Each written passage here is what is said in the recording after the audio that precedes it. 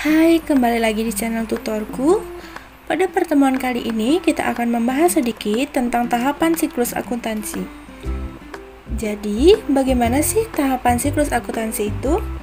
Ayo kita mulai mempelajarinya.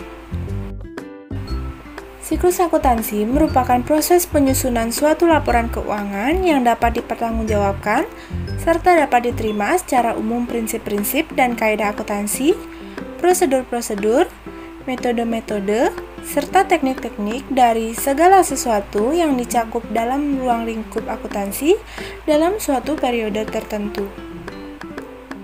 Dalam proses akuntansi dapat kita bagi menjadi 3 tahap atau step.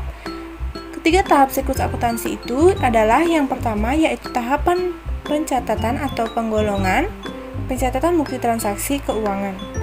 Yang kedua, tahapan peringkasan laporan keuangan atau ikhtisar laporan keuangan. Yang ketiga, tahapan laporan keuangan atau financial statement. Nah, selanjutnya ada bagan siklus akuntansi. Yang pertama, itu ada transaksi.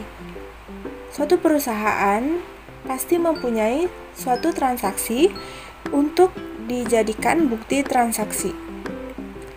Kemudian, setelah memiliki transaksi, lanjut ke proses penjurnalan atau jurnal, yaitu tempat untuk mencatat transaksi, kemudian memposting ke buku besar. Buku besar atau ledger adalah suatu kumpulan akun-akun yang digunakan untuk meringkas transaksi yang telah dicatat dalam jurnal tadi. Buku besar dibagi menjadi 2, yaitu ada buku besar utama dan buku besar pembantu. Selanjutnya, setelah buku besar, kita akan membuat neraca saldo. Neraca saldo adalah suatu daftar yang berisi seluruh jenis nama akun beserta saldo total dari setiap akun yang disusun secara sistematis sesuai dengan kode akun yang bersumber dari buku besar perusahaan pada periode tertentu. Setelah neraca saldo, kita akan membuat neraca lajur. Ini tidak wajib ya. Neraca lajur adalah suatu lembaran kertas berlajur atau berkolom yang digunakan dalam kegiatan akuntansi secara manual. Adapun kegunaan dari neraca lajur adalah untuk mempermudah penyusunan laporan keuangan. Setelah membuat neraca lajur, kita akan membuat jurnal penyesuaian. Jurnal penyesuaian adalah jurnal yang digunakan untuk melakukan proses pencatatan saldo pada akun-akun tertentu dan dapat mencerminkan jumlah yang sebenarnya sebelum berlanjut ke proses penyusunan laporan keuangan. Setelah jurnal penyesuaian, kita akan membuat neraca saldo setelah penyesuaian. Neraca saldo setelah penyesuaian atau NSSD adalah daftar dari semua akun dan saldo yang terkandung dari buku besar setelah entry penyesuaian untuk periode akuntansi yang telah diposting. Selanjutnya, jika sudah membuat NSSD, kita akan membuat laporan keuangan. Laporan keuangan adalah catatan informasi keuangan suatu perusahaan pada suatu periode akuntansi yang dapat digunakan untuk menggambarkan kinerja perusahaan. Laporan keuangan itu dibagi menjadi laporan laba rugi, laporan perubahan ekuitas,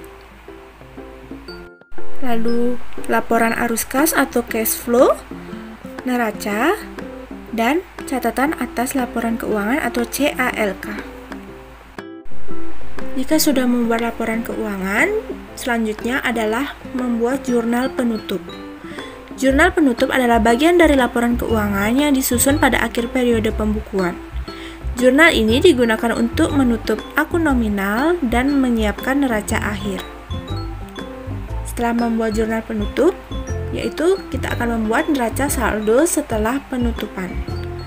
Neraca saldo setelah penutupan atau post-closing trial balance adalah sebuah daftar yang berisi seluruh saldo real akun dan dibuat pada akhir periode pelaporan pada suatu perusahaan. Setelah membuat neraca saldo setelah penutupan, tahapan yang selanjutnya yaitu membuat jurnal pembalik. Jurnal pembalik adalah jurnal untuk membalik jurnal penyesuaian yang menimbulkan akun neraca. Jurnal pembalik dibuat pada awal periode akuntansi sebelum dimulai proses akuntansi yang baru. Nah, jurnal pembalik adalah tahapan terakhir dari siklus akuntansi. Jadi sekian untuk materi teori dan tutorial pada video kali ini. Untuk pembelajaran berikutnya, kita akan membahas tentang pengertian dasar akuntansi dan unsur-unsur persamaan dasar akuntansi. Sampai jumpa di video berikutnya. Remain curious and keep learning.